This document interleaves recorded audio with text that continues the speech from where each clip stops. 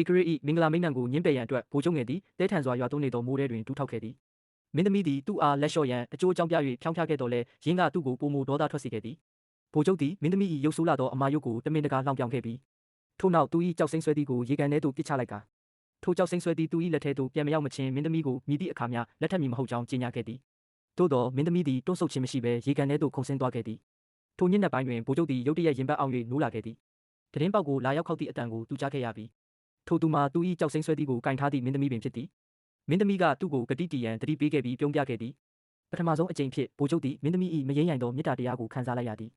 သို့သောမင်းသမီး၏ယခုကဲ့သို့ပြုမှုပုံမှာသူ၏ရင်ပတ်ထဲတွင်ခုန်လုံနေသောနှလုံးသားပိုင်ရှင်တွေ့တာဖြစ်ကြောင်းသူမသိခဲ့ပေ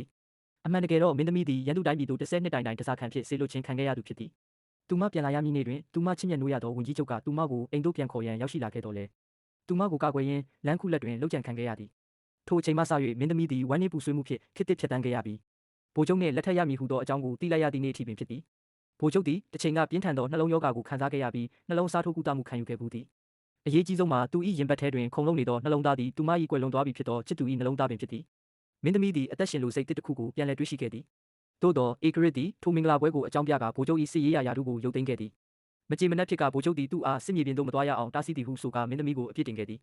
ထို့နောက်မင်းသမီးကိုအဆက်ခွဲရန်အတွက်အများပြည်သူရှေ့တွင်သူမ၏သတို့သမီးမျက်နှာဖုံးစုပ်ကိုဖယ်ရှားလိုက်သည်သို့သောသူမ၏မျက်နှာပေါ်ရှိရုပ်ဆိုးလာသောအမာရွတ်မှာပျောက်ကွယ်နေခဲ့ပြီးသူမသည်ထိုအမာရွတ်ကိုအတင်းအဓမ္မဖယ်ရှားရန်တံပူဖြင့်ထိုးခဲ့ခြင်းဖြစ်သည်ဗိုလ်ချုပ်သည်စိတ်လှုပ်ရှားခြင်းမရှိသေးပေသူသည်အဝင်ဝရှိကြောက်ချင်သေးနှစ်ကောင်ကိုညွန်ပြကာရင်းတို့မှာသူ၏မွေးစားမိဘများဖြစ်ကြောင်းပြောခဲ့သည်သူမအနေဖြင့်သူနှင့်လက်ထပ်ချင်မှာကထိုကြောက်ချင်သေးများကိုအယိုသေးပေးရမည်ဟုဆိုခဲ့သည်ဧည့်သည်များအားလုံးကသူ၏ရက်စက်မှုကိုပြစ်တင်ရှုတ်ချခဲ့ကြတော်လဲမင်းသမီးသည်ရှေ့သို့တက်သွားကကြောက်ချင်သေးများရှေ့တွင်အမြင့်မားဆုံးအယိုသေးပေး၍ဒူးထောက်ခဲ့သည်ထို့နောက်သူမကသူကျေနပ်ပြီလားဟုမေးမြန်းခဲ့သည်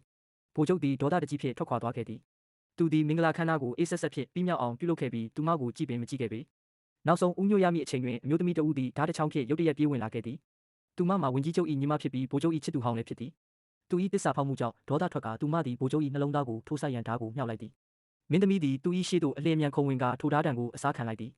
မိမျောမသွားမီသူမသည်ထိုမျိုးသမီးကိုအပြစ်မပေးရန်ဧကရစ်ထံတောင်းပန်ခဲ့သည်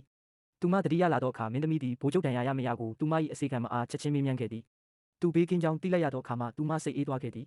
သူမ၏အစေခံမကဤမျှထိလှုပ်ဆောင်ရခြင်းသည်တန်ရဲ့လားဟုစိုးရိမ်တကြီးမေးမြန်းခဲ့တော်လဲ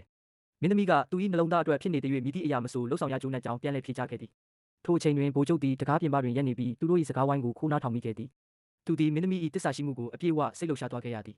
ဆုံးဖြတ်ချက်ချပြီးနောက်သူသည်တောင်းပန်ရန်တကားဖွင့်ဝင်လာခဲ့ပြီးသူမနှင့်အတူဘဝတစ်ခုကိုတည်ဆောက်လိုကြောင်းပြောကြားခဲ့သည်မင်းသမီးကမူသူ၏နှလုံးခုန်တံကိုသာခံစားခွင့်ပေးရန်တောင်းဆိုခဲ့သည်သူမသည်မျက်လုံးများကိုမိတ်ကာသူမ၏လက်ကိုသူ၏ရင်ဘတ်ပေါ်တင်၍နှလုံးခုန်တံ၏စီးချက်ကိုနားထောင်ခဲ့သည်ဤသည်ကိုမြင်လိုက်ရသောအခါဗိုလ်ချုပ်သည်သူမသည်သူ့ကိုအမှန်တကယ်ချစ်မြတ်နိုးနေကြောင်းပိုမိုယုံကြည်သွားခဲ့သည်